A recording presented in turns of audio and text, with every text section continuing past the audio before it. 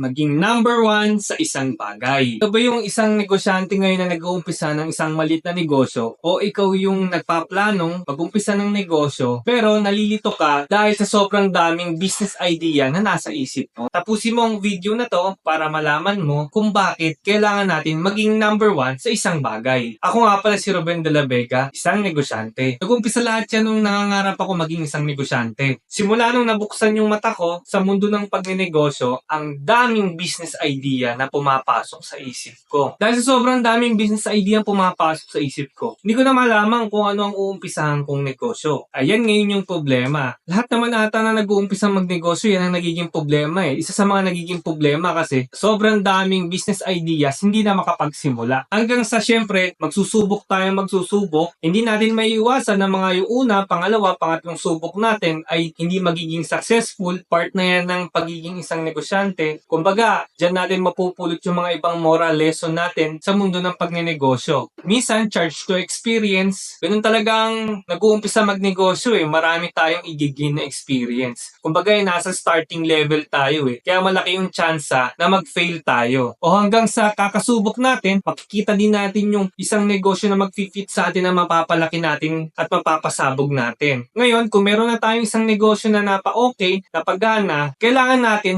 maging number one dito. Kaya sasabihin ko sa inyo yung mga dahilan kung bakit kailangan nating maging number one sa isang bagay. O eto na, sabihin ko na. Isang dahilan kung bakit kailangan nating maging number one sa isang bagay, branding. Pag nakilala tayo sa isang bagay, tayo na lagi ang hahanapin at hahanapin ng mga customers at magiging bukang bibig ng mga ibang tao. For example, ikaw ang merong pinakamasarap na tindang pares. Yeah, example natin yung pares. So sa lugar nyo, pag merong nagutong isang tao, magtatanong siya sa kakilala niya kung saan ba merong masarap na makakainan na pares, for sure ikaw kagad ang sasabihin nila kasi naging sobrang sikat o naging number one ka sa pagtitinda ng pares. Kaya pagka ganun, ikaw lagi ang hahanapin ng mga tao. Dahil lang yun sa pagiging number one sa isang bagay na to. At yun ay palupitin mo at pasarapin mo yung pares mo. Kaya kung ikaw nagnenegosyo at marami kang pinagsasabay na negosyo o kung meron ka mang isang negosyo pero ang dami mong tinda, subukan mong hanapin kung saan ka magiging number one doon at doon mo pagtuunan ng pansin. Tapos pag nahanap mo na kung ano yung paninda mo na magiging number one ka, buhusan mo ng effort doon para ikaw ang maging number one doon. Okay, next. Isang dahilan kung bakit kailangan mo maging number one sa isang bagay ay gold mine. Ano ibig sabihin natin sa gold mine? Pag meron tayong negosyo na pagganang negosyo, tapos nag-focus tayo sa isang bagay lang na ginagawa natin o sa isang produkto lang na ginagawa natin o binibenta natin, makikilala tayo doon. So, kagaya ng nasabi kanina, yun na yung branding natin. Parang yung gold mine na humukay tayo ng humukay. Pag na-hit natin yung level ng lalim, kung nasa na yung gold, huhukay na lang tayo ng huhukay ng gold. So, ang dami nating ginto ngayon mahuhukay dahil lang dun sa isang bagay na pinilit natin maging number one. Ito ngayon yung problema. Dahil mga negosyante tayo, malikot yung isip natin, may